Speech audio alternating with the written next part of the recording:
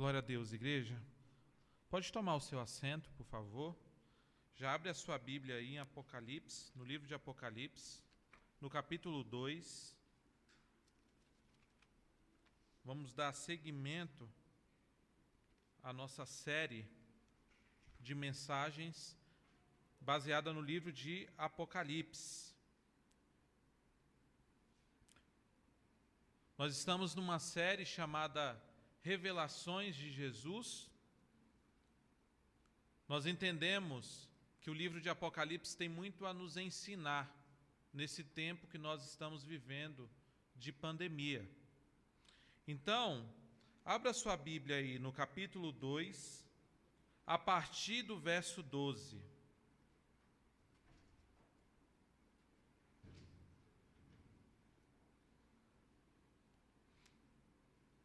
Apocalipse 2, a partir do verso 12. Diz assim: Ao anjo da igreja em Pérgamo escreve: Essas coisas diz aquele que tem a espada afiada de 2 gumes.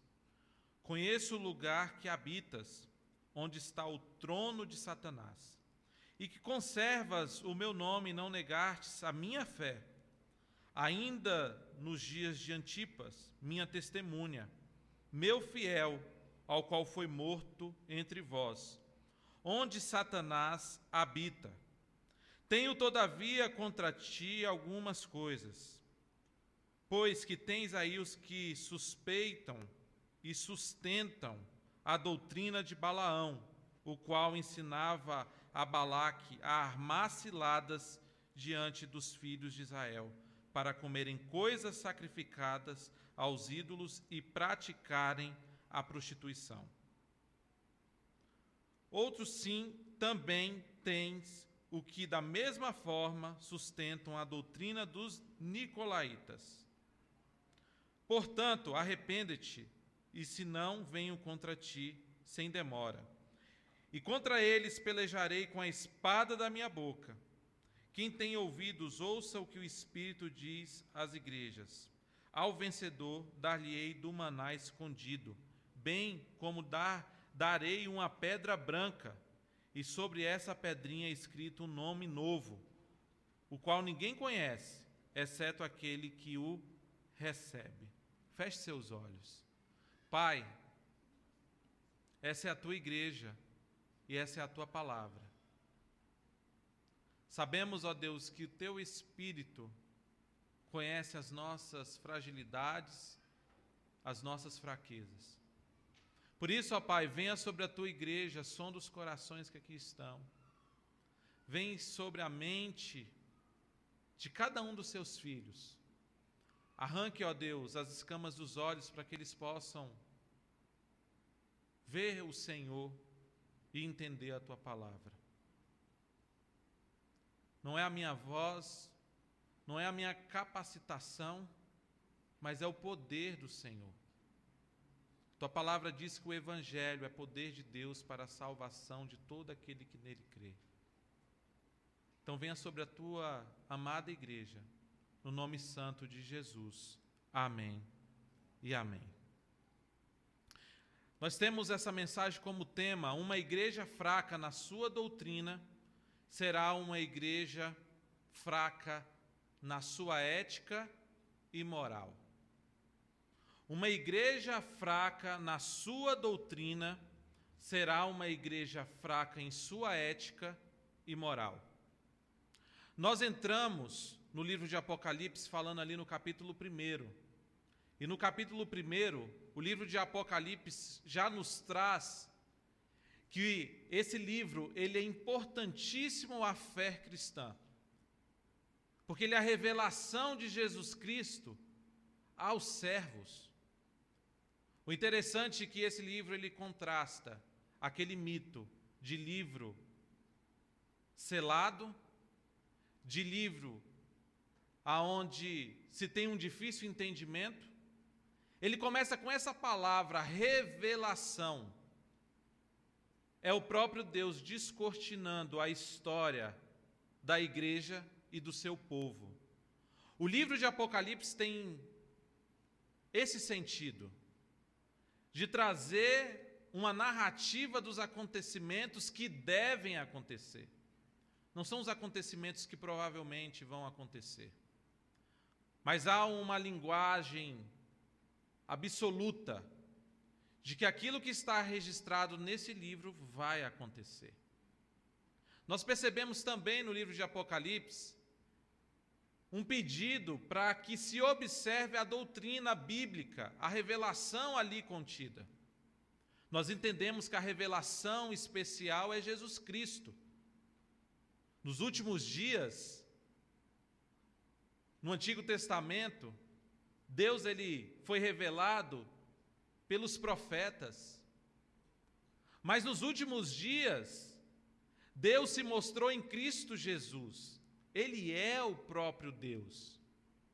Percebemos também no livro de Apocalipse que bem-aventurado aqueles que ouvem, aqueles que leem e aqueles que guardam. Não é apenas os ouvintes, não são apenas os leitores, mas aqueles que obedecem. Vimos também no livro de Apocalipse, até aqui, Jesus Cristo ao lado de Deus Pai glorificado. João tem uma visão glorificada de Jesus, de Cristo Jesus glorificado. Os seus olhos são como chamas de fogo, os seus pés como latão reluzente.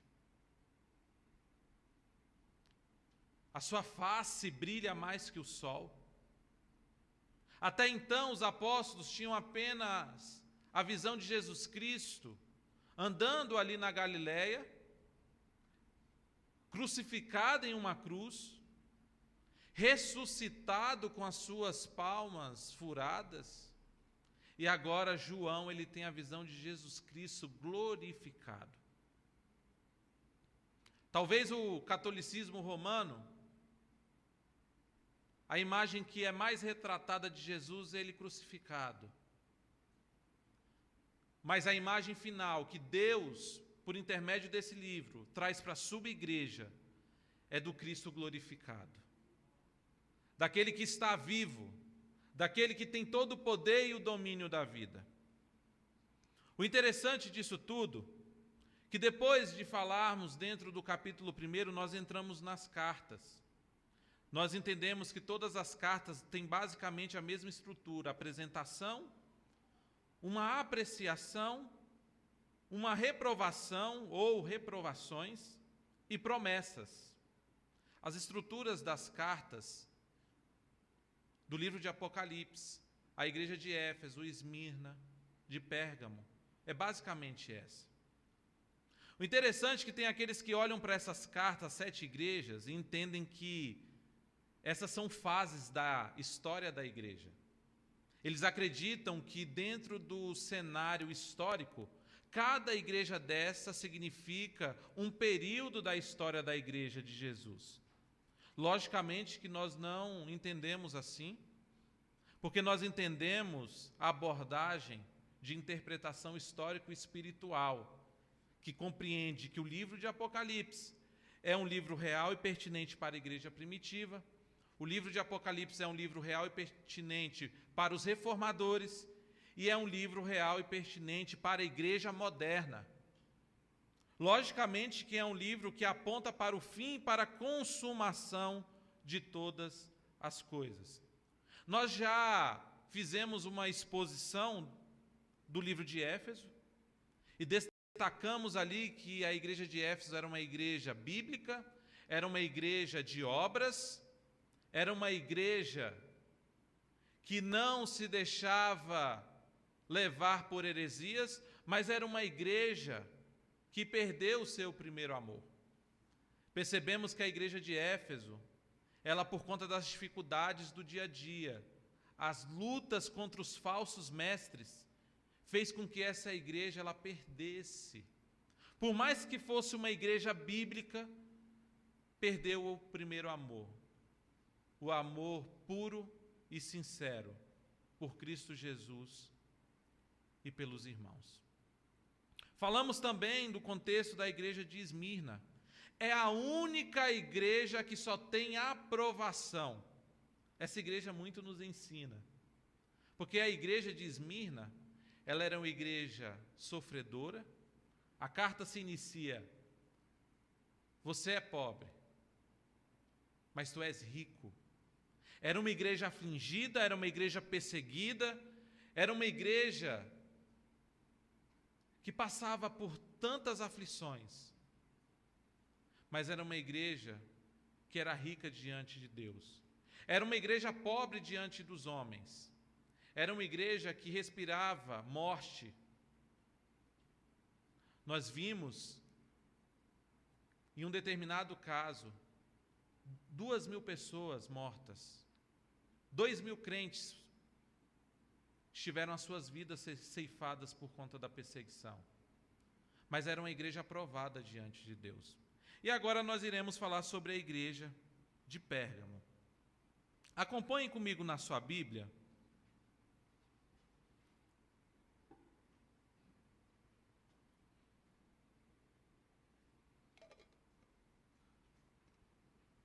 No verso 12. Diz assim: ao anjo da igreja em Pérgamo escreve. O interessante é que quando ele diz assim, ao anjo da igreja em Pérgamo, nós temos de observar uma coisa muito importante. Sempre na estrutura dessas cartas, haverá uma relação da igreja com o contexto da cidade. O interessante é que a palavra Pérgamo significa casado. Talvez o significado dessa palavra para você não quer dizer nada. Mas nós entendemos no livro de Apocalipse que a igreja é a noiva de Cristo Jesus. Que a igreja ela está casada com o seu noivo.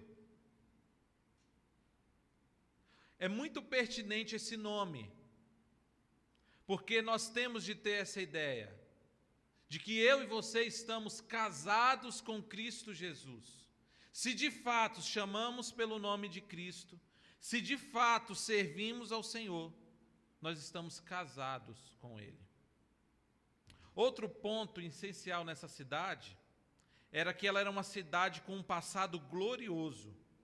Pérgamo também era um importante centro cultural. Muito mais do que Éfeso e Esmirna.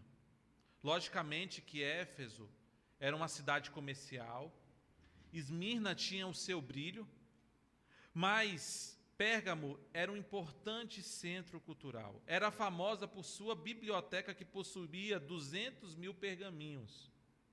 E sabe o que é interessante disso, gente? Essa cidade e essa questão cultural era proposital.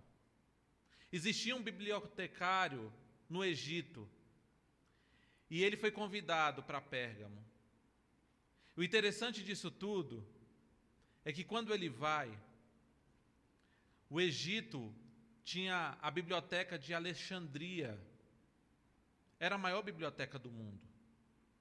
E o interessante disso é que quando ele vai para lá, o rei do Egito fica enfurecido. E ele embarga a matéria-prima papiro. E quando esse bibliotecário ele vai para lá, é onde eles descobrem o pergaminho, que é couro. E essa cidade ela passa a ser um centro cultural por conta dessa biblioteca. Era a segunda biblioteca. Havia essa questão intelectual na cidade. E daqui a pouco vocês vão entender por que esse contexto cultural e histórico é importante dentro da história da igreja. Pérgamo era destacado no centro do paganismo religioso. Havia altares para vários deuses em Pérgamo. A cidade tinha um templo famoso dedicado a Zeus, que era considerado também uma das 7 maravilhas do mundo antigo. Olha o contexto dessa cidade. Era uma cidade culturalmente rica e era uma cidade onde se havia várias divindades.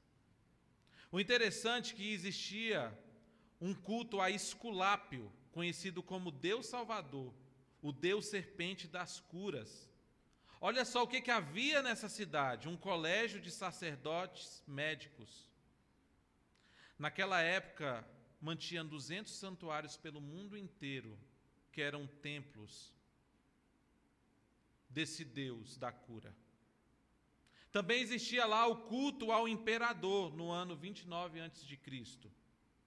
Em Pérgamo foi construído o primeiro templo ao imperador, o imperador Augusto. Quando nós falamos dessa cidade, talvez os nossos olhos passam batido.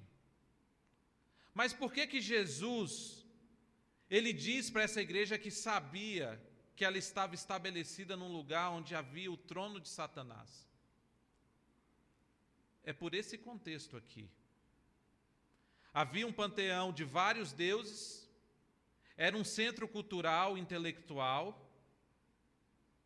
havia ali um Deus da cura, havia um templo famoso no primeiro século dedicado a Zeus.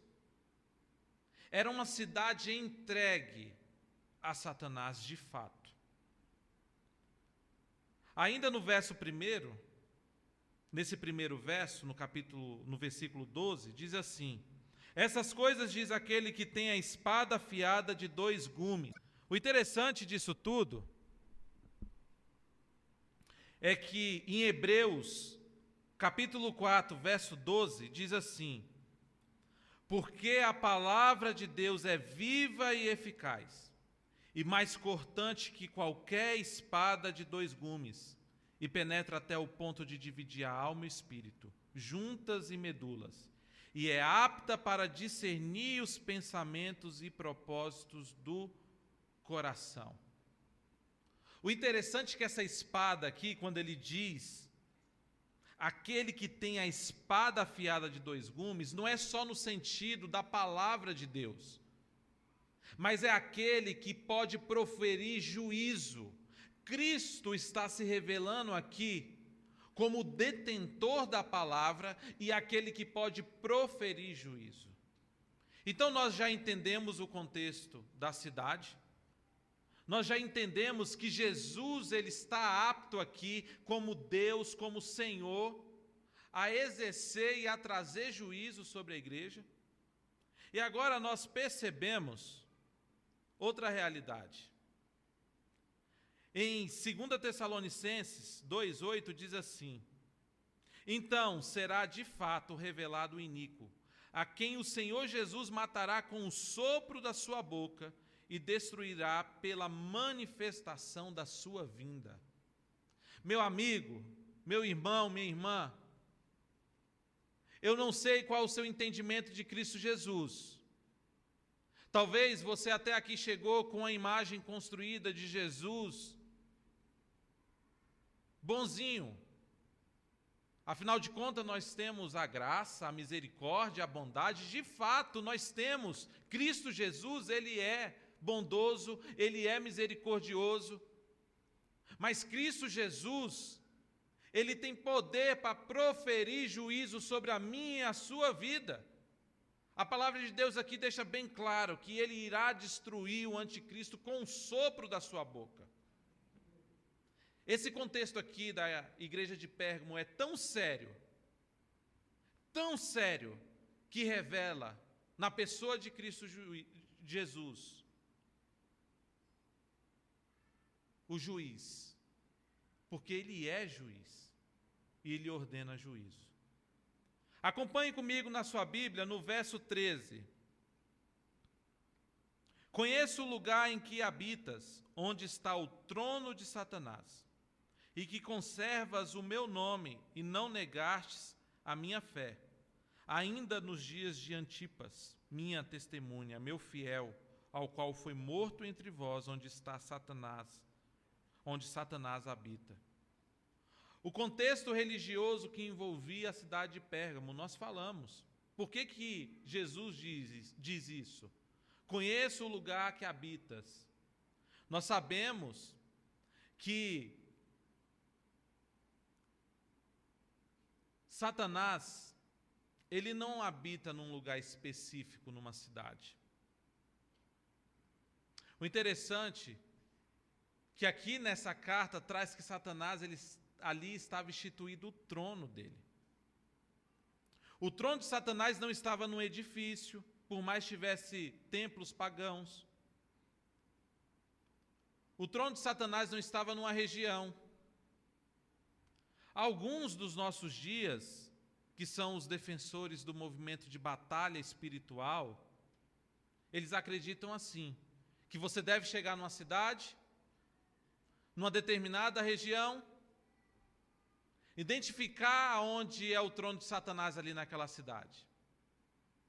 Logicamente que isso é uma visão muito infantil, porque Satanás ele não está estabelecido num lugar propriamente dito, mas ele está num sistema. A Bíblia diz que ele é o príncipe deste mundo.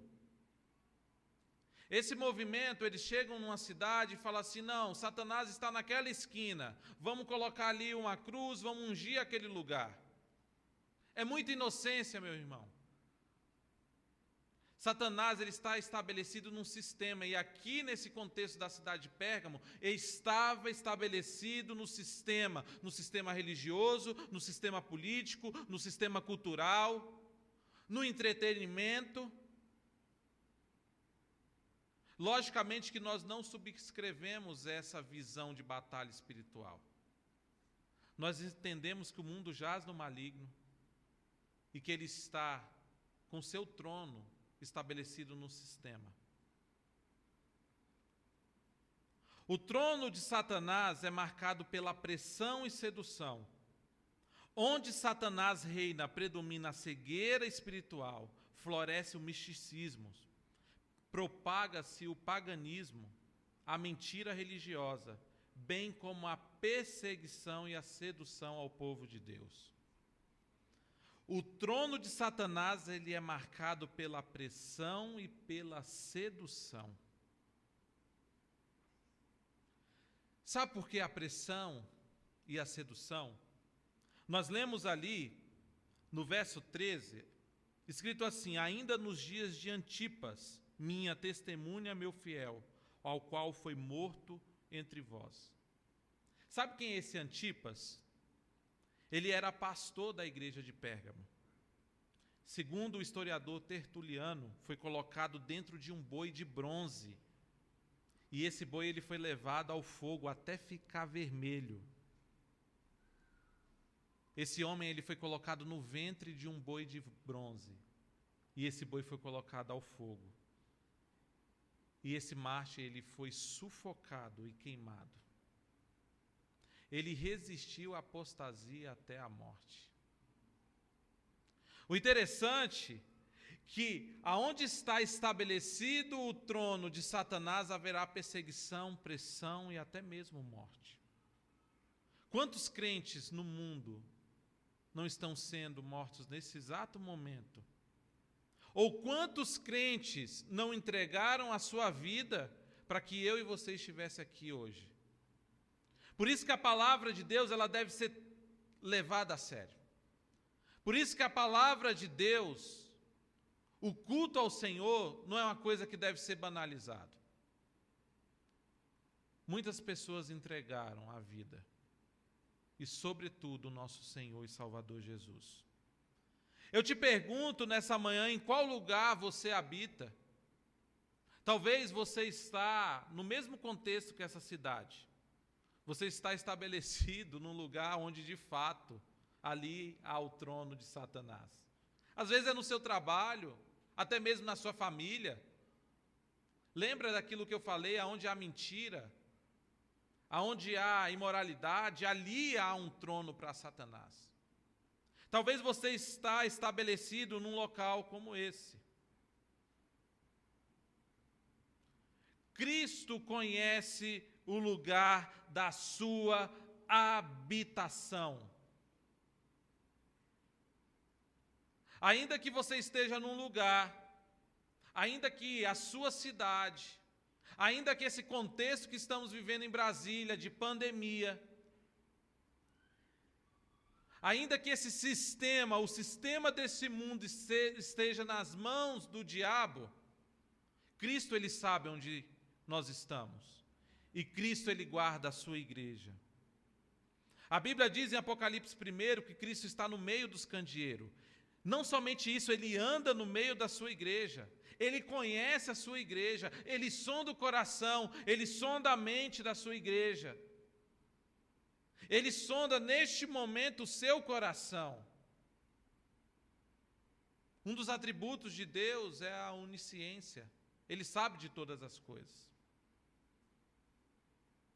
Talvez o lugar da sua habitação seja um lugar de dor, afronta, dificuldade, medo. Eu quero te dizer uma coisa, Cristo sabe. Cristo sabe o lugar da sua habitação. Só que, um ponto interessante, o chamamento que a Bíblia traz nesse verso 13, quando ele fala de Antipas, diz que ele era fiel testemunha. Eu quero te dizer uma coisa nessa manhã. Independentemente da sua situação, independentemente do seu estado, independentemente da sua condição, do lugar da sua habitação, se mantenha fiel a Cristo. Não negue a sua fé. Não negue a sua fé. Seja fiel até a morte. No verso 14 e 15, diz assim: tenho, todavia, contra ti algumas coisas, pois tem aí os que sustentam a doutrina de Balaão. E ele não fala somente dessa doutrina de Balaão, mas outros que sustentam a doutrina dos nicolaítas. Vocês se lembram que nós falamos disso no último culto, a respeito dos nicolaítas? O interessante, Satanás não logrou êxito contra a igreja usando perseguição, sabia? Geralmente a perseguição faz com que os crentes fiquem fiéis. Eu posso dizer uma coisa para vocês? Talvez a igreja brasileira precise de passar por perseguições efetivas para se manter fiel. Porque no momento de perseguição, o joio não aguenta. O joio sai. E nós sabemos que o joio, ele está no meio da igreja. Só que a tática que Satanás usou, ele usou a sedução. A proposta agora não é mais substituição. A proposta agora, sabe o que é, gente? É mistura. O que quer dizer isso? Pode tudo na igreja. Não é mais apostasia, não é perseguir para que os crentes deixem a fé, mas é viver um ecumenismo. Sabe o que significa isso? É nós, como igreja de Jesus, estabelecidos com Cristo Jesus, aceitar todo tipo de doutrina, se misturar com todo tipo de credo, aceitar todo tipo de crença. A proposta agora de Satanás é: vocês podem ser de Jesus, mas vocês podem aceitar o paganismo, as comidas sacrificadas, vocês podem aceitar tudo. Então, diante dessa doutrina de Balaão, alguns membros da igreja começaram a abrir a guarda e a ceder diante da sedução e do engano religioso. Alguns permaneceram fiéis, enquanto outros estavam se desviando da verdade. Eu creio que vocês devem conhecer a história de Balaque e Balaão. Balaque, ele estava enfrentando o povo de Israel com um grande exército. E ele pediu que Balaão, como profeta, ele disse assim: eu vou te pagar, amaldiçoa o povo de Israel. Só que Balaão, quando ele foi amaldiçoar, ele disse assim: eu não posso amaldiçoar quem Deus já abençoou. Mas eu vou te dar uma estratégia. Ao invés de você ir contra Israel com um grande exército, manda pequenas donzelas sedutoras. Estão vendo como é que a estratégia muda? A doutrina de Balaão é essa. É infiltrar diante do povo de Deus o pecado, a imoralidade. Essa é a doutrina de Balaão.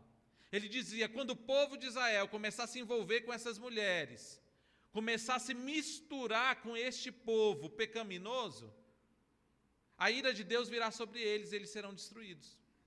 Foi exatamente isso, era exatamente isso que estava acontecendo dentro do contexto da igreja de Pérgamo. Uma igreja que estava cedendo na doutrina, que estava recebendo e concebendo o pecado. Eu não sei qual é a sua concepção a respeito da igreja de Jesus, da obra de Deus, mas aquilo que fazemos aqui é muito sério. Cristo Jesus, ele está no meio da igreja. A palavra de Deus, ela deve ser pregada na centralidade das Escrituras. As nossas vidas devem ser vidas voltadas para a palavra, para a oração. Nós não devemos aceitar qualquer tipo de doutrina, ou até mesmo receber qualquer tipo de mundanismo nas nossas igrejas.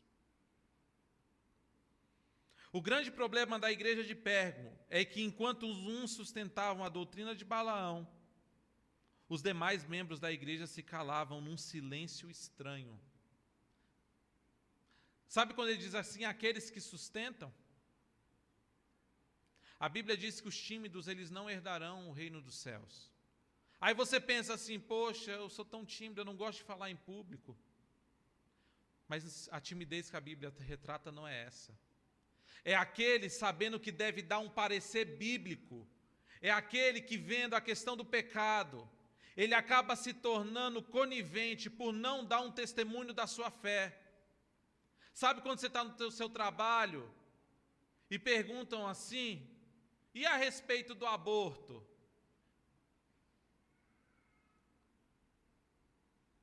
Aí você diz assim, não, eu não posso dar o meu posicionamento, porque senão eu vou assustar as pessoas. Você está sendo tímido. E a respeito do adultério, o que você pensa? Não, você enrola e não fala. Quando é necessário um posicionamento da sua fé, você acaba se tornando conivente com o pecado, ainda que você não pratique. O simples fato de você não dar testemunho, você já está sendo conivente com essa prática.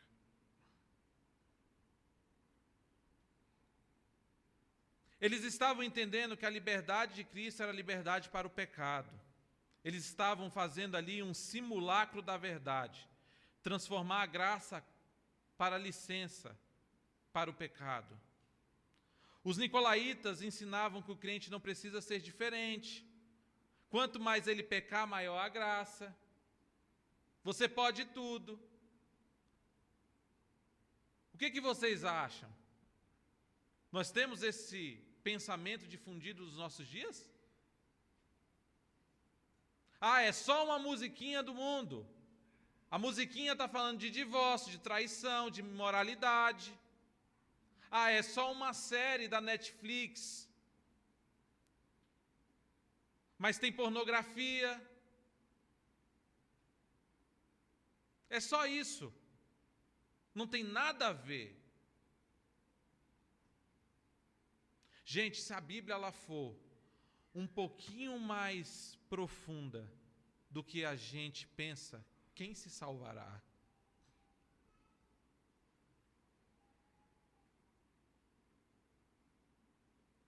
É a igreja que pensa que pode tudo, se envolver com o mundanismo e continuar servindo Jesus. O livro de Apocalipse deixa isso claro. Não tem lugar para você ficar em cima do muro. Ou você é a igreja de Jesus Cristo, ou você pertence à sinagoga de Satanás. Não existe meio termo, não existe ficar em cima do muro. Por isso que eu acho esse livro maravilhoso, ele deveria ser pregado todas as vezes, todas as horas. Porque ele traz uma realidade para a igreja de Jesus. O interessante é que havia uma apologia ao pecado, se conformar com o mundo. Interessante que, para a igreja de Éfeso, Cristo diz que odeia as obras dos nicolaítas. Cristo, ele diz que odeia esse pensamento. Sexo antes do casamento, eles defendiam isso. A Bíblia diz que Cristo lhe odeia. Ele odeia o pecado. O que era odiado em Éfeso era tolerado em Pérgamo. Vocês compreendem isso? O que você tem tolerado na sua vida, na sua caminhada como crente? Você tem tolerado o mundo? O pecado? Você é aquele tipo de crente, nada a ver, isso é normal? O que você tem tolerado do mundo em sua vida?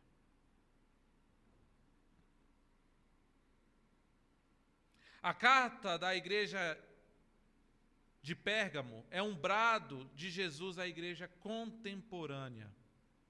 A igreja deve permanecer na verdade sem se misturar com as heresias e com o mundanismo. O interessante é que dentro da igreja sempre há essa característica. O mundanismo sempre há adesão de uns e conformismo de outro. Nós, como igreja, estamos entendendo para esse tempo, ou temos um parecer bíblico. Existem igrejas que não gostam mais de chamar pecado de pecado, é erro. Vocês sabiam disso?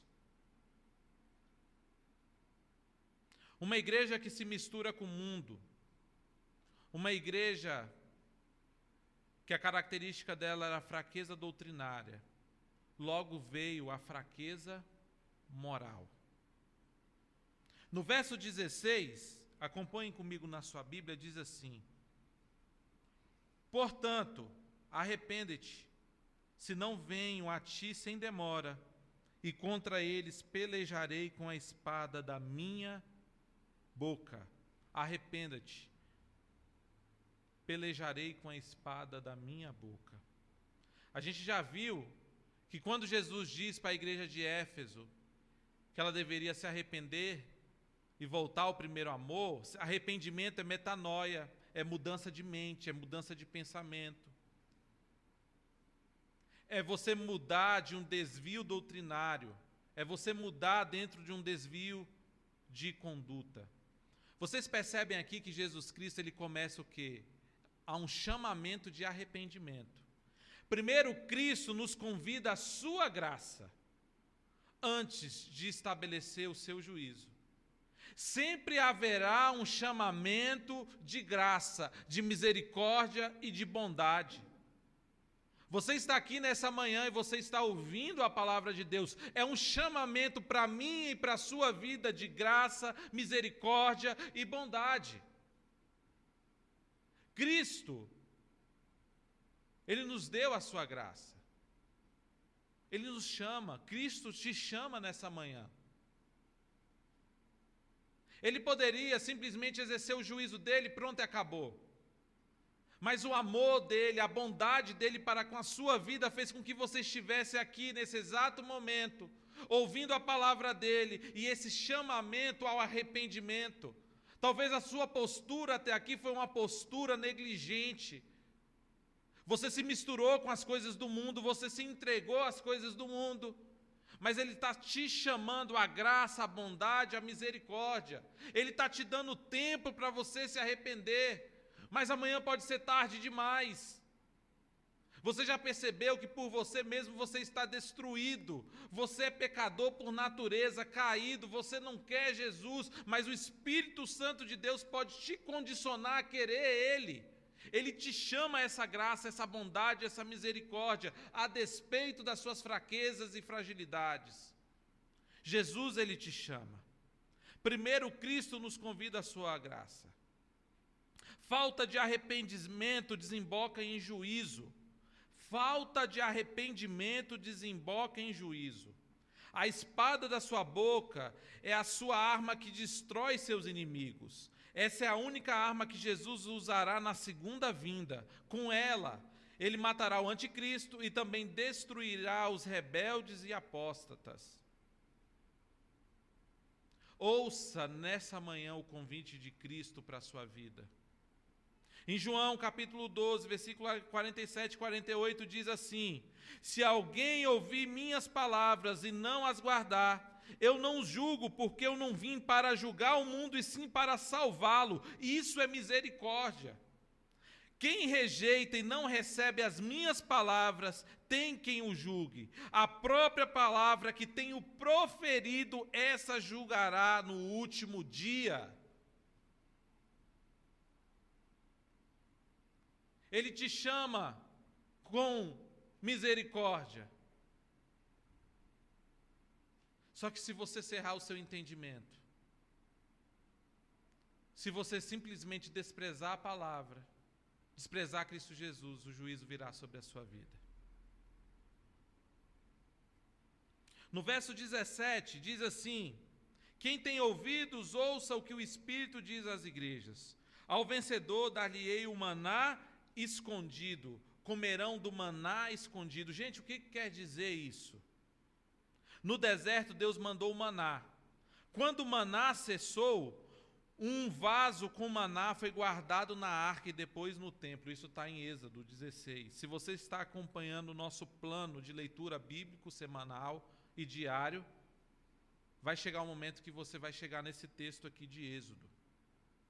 O maná escondido refere-se ao banquete permanente que teremos no céu para aqueles que rejeitam o luxo das comidas idólatras dessa vida.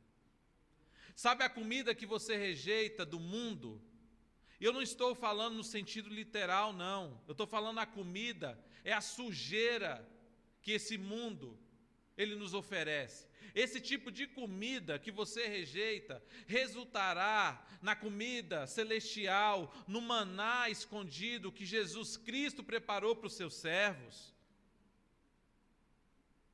O maná era o pão de Jeová. Êxodo 16 diz isso. O cereal do céu, Salmo 78, 24. O maná, o alimento celestial. Jesus é o pão que desceu do céu. Assim como o maná, Jesus, Deus enviou o maná para o seu povo dos céus. Deus enviou Jesus Cristo. Olha que coisa mais linda, gente, esse comparativo do maná com Cristo Jesus, o pão que desceu do céu. João 6, 32, 35 diz assim: replicou-lhes Jesus: em verdade vos digo, não foi Moisés quem vos deu o pão do céu. O verdadeiro pão do céu é o meu Pai quem vos dá. Porque o pão de Deus é o que desce do céu e dá vida ao mundo. Então lhe disseram: Senhor, dá-nos sempre desse pão. Declarou, pois, Jesus: eu sou o pão da vida. O que vem a mim jamais terá fome, e o que crê em mim jamais terá sede.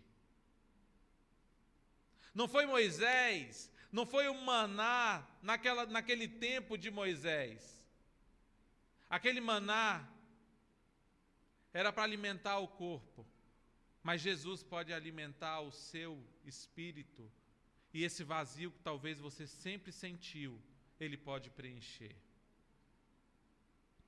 Outro ponto interessante, vocês já ouviram sobre o maná, já sabem o significado sobre esse maná escondido.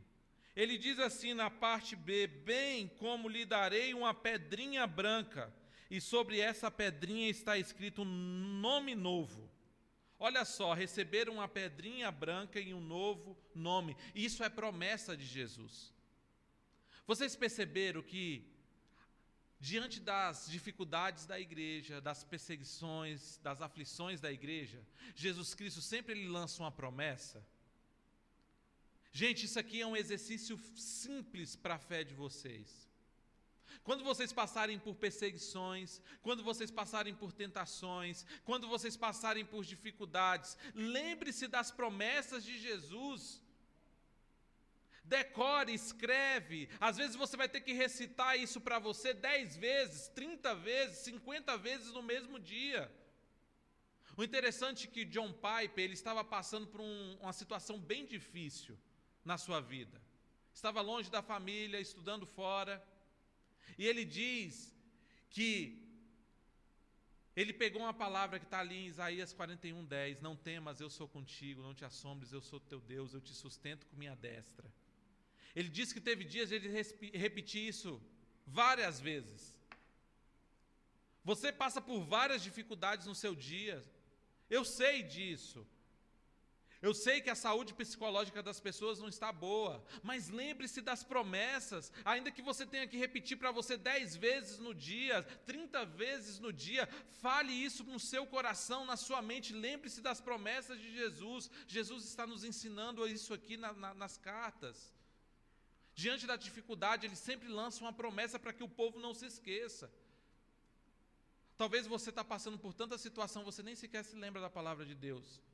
Decore o Salmo 23, decore o Salmo 1. Guarde a palavra de Deus no seu coração, para que você se lembre no dia mau. O interessante é que essa pedrinha, com novo nome, essa promessa, a pedrinha branca tinha 2 significados no mundo antigo. O primeiro significado era entrada para um banquete. As pessoas convidavam, você não recebe um convite, naquela época era dado uma pedrinha branca para você participar de um banquete. O segundo significado era um veredito dos jurados. Quando havia um julgamento, eram distribuídas pedras brancas e pedras escuras. Quando uma pessoa era culpada, tinha mais pedras brancas do que pedras escuras do que brancas. Quando uma pessoa era absolvida, tinha mais pedras brancas do que escuras. Quando Jesus fala isso, é proposital, gente. Nada na Bíblia é por acaso, uma palavra. Por isso que nós aplicamos a pregação expositiva, que é ponto a ponto. Porque uma palavra na Bíblia, ela pode significar muita coisa. Eu estarei sendo irresponsável de passar batido na Bíblia. A Bíblia é vida. E o interessante disso tudo é que John Stott diz que o maná escondido é Cristo. E esse novo nome também é Cristo.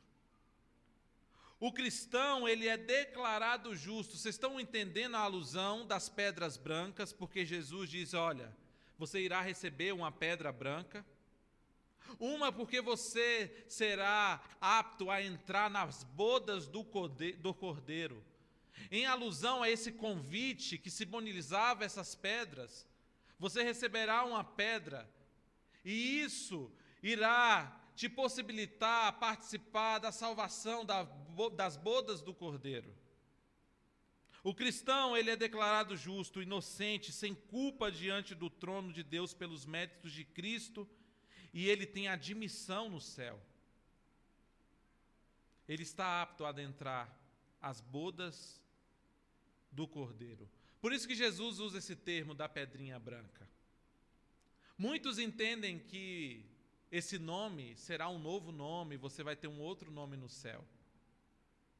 A interpretação que eu vejo que ela é mais próxima, e John Stott, que na minha opinião é um dos maiores teólogos do nosso tempo, esse nome é Jesus. O maná, o pão que desce do céu é Jesus. Essa pedrinha branca é Jesus, o nome é Jesus. Quem é que nos dá acesso à presença de Jesus? Quem é que nos dá a salvação? É Jesus Cristo. Amém? Quem deixa as festas do mundo vai ter uma festa verdadeira onde a alegria vai durar para sempre. Quem deixa as festas do mundo vai ter uma festa verdadeira onde a alegria vai durar para sempre. Vivemos num tempo onde a igreja tem se misturado com o mundo, aonde pessoas que ao mesmo tempo se chamam pelo nome de Cristo Jesus estão se vendendo ao mundanismo, às imoralidades, ao pecado. Vivemos num tempo onde muitas igrejas têm tolerado o pecado em seus altares. Muitas igrejas têm aceitado uma doutrina rasa, herética. Vivemos em um tempo onde muitos têm caído da fé. Meu irmão, talvez você está aqui nessa manhã e você se sente uma igreja de Pérgamo, uma igreja que está se vendendo, Existe um ditado que todo homem tem um preço. Eu te digo uma coisa: se você for fiel,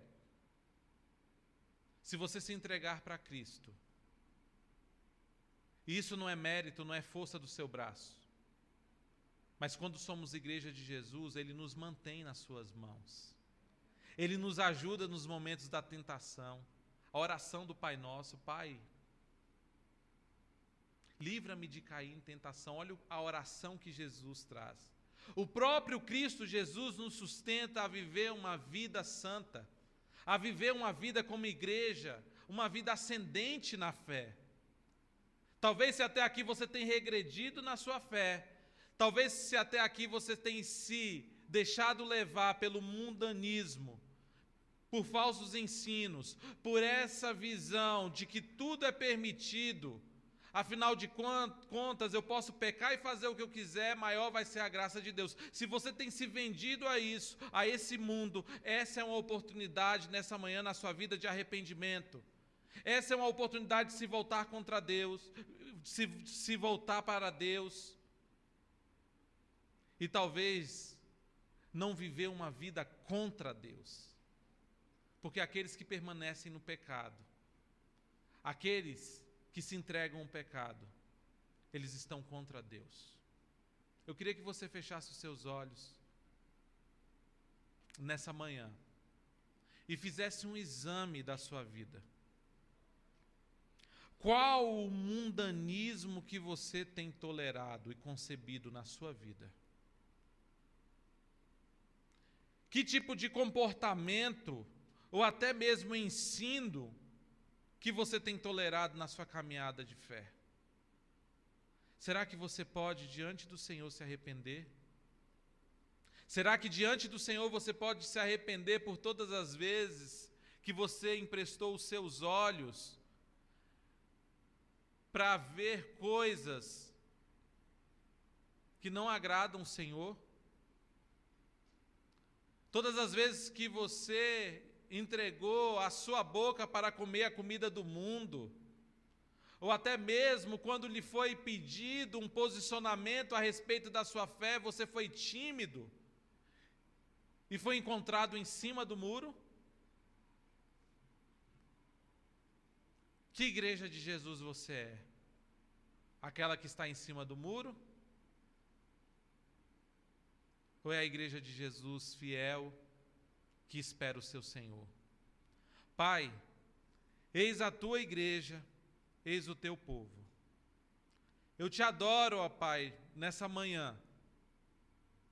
Não por quem eu sou, mas por quem o Senhor é. Eis a tua igreja, ó Pai, o Senhor conhece os corações que aqui estão. Deus, o Senhor sabe as suas dificuldades, as fragilidades que cada um tem vivido e passado. Deus, o Senhor sabe o que do mundo tem em cada um de nós. Não nos deixa, ó Deus, viver voltados para o mundo e aceitar, Pai, tudo aquilo que o mundo nos traz. Não nos deixa sermos uma igreja conivente que aceita o mundanismo, ó Deus, em suas práticas. Mas que o Senhor possa, ó Pai, ter misericórdia de nós. Abrir, ó Deus, os nossos olhos, tirar as escamas dos nossos olhos, para que possamos nos voltar para o Senhor, nos entregar ao Senhor e viver uma vida inteira para o Senhor. Deus, nós não queremos ser achados entre o joio, entre os rebeldes, aqueles que se desviaram da fé, mas nós queremos ser achados como igreja santa, uma igreja, ó Deus, que ama o Senhor, uma igreja fiel ao Senhor até a morte. Por isso, visita o coração de cada um que aqui está, ó Deus. Que eles possam ter o entendimento, ó Deus, que o Senhor, que Cristo Jesus, Ele é amor, Ele é bondade, Ele é misericórdia, mas Ele é fogo consumidor e Ele profere juízo sim, ó Pai. Aqueles que o Senhor já tem falado há tanto tempo a respeito da graça, da misericórdia, da salvação, o Senhor tem dado tempo para que se convertam verdadeiramente, para que se arrependam das suas obras das trevas, ó Deus. E essas pessoas têm brincado, não tem, ó Deus, dado ouvido à voz do Teu Espírito. Que o Senhor possa, ó Deus, abrir os corações que aqui estão, abrir o entendimento, e que eles possam se voltar para o Senhor, no nome santo de Jesus. Amém e amém. Meus amados irmãos, nós já estamos terminando o nosso culto. Essa semana nós começamos a nossa leitura bíblica diária e semanal. Se você estiver acompanhando as nossas redes sociais, todo dia a gente está lendo um trecho da Palavra de Deus.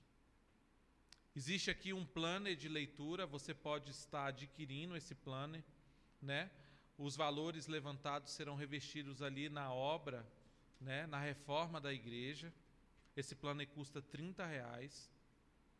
É uma oferta. Você tem a oportunidade de adquirir esse planner e semear na vida de uma pessoa que você quer evangelizar. É um instrumento de evangelização. Nós temos pessoas que compraram o planner, não são convertidos, mas estão lendo a Bíblia, já é meio caminho andado, estão tendo contato. Por que não você presentear o seu pai, a sua mãe? São leituras curtas. E durante a semana a gente está soltando. Hoje nós iremos soltar a primeira aula. E na quinta-feira, se você teve alguma dúvida nessa leitura programada, a gente vai ter uma live que você vai poder tirar as dúvidas. Nós entendemos que, a despeito do que a igreja deve oferecer, de entretenimento, o show é um tempo de nos voltarmos para a palavra de Deus. Eu prefiro que vocês sejam atingidos no entendimento de vocês concernente à palavra de Deus do que nas emoções. Logicamente que as emoções são importantes, mas em primeiro lugar o entendimento. Então vocês têm essa oportunidade de estar adquirindo esse planner, né? Nós temos o nosso encontro de pequeno grupo na terça-feira. Nós teremos essa live na quinta-feira. O pequeno grupo você pode participar online mesmo. A gente está fazendo de modo presencial e modo online. Então, se você se sente melhor estando na sua casa acompanhando, você vai poder acompanhar o pequeno grupo também. Iremos iniciar a reforma do prédio amanhã, né? Os containers já estão lá na frente do prédio. Então, possivelmente, a gente ainda está definindo como é que a gente vai fazer, se a gente vai permanecer esse tempo aqui ou se a gente já vai para o outro andar do prédio que a gente tem lá. Ore nesse sentido para que Deus mande a provisão, para que Deus nos dê sabedoria, para que possamos fazer tudo conforme a vontade do Senhor. Que vocês tenham uma semana abençoada, debaixo da graça de Jesus. Se você tem alguma dificuldade na sua caminhada de fé e você concebeu essa palavra no seu coração, você sentiu Jesus te tocando, você pode estar me procurando, a gente pode conversar, pode começar um discipulado, uma caminhada juntos, né? A proposta da igreja é essa, em nome do Senhor Jesus. Vamos à bênção apostólica, se coloque de pé no seu lugar.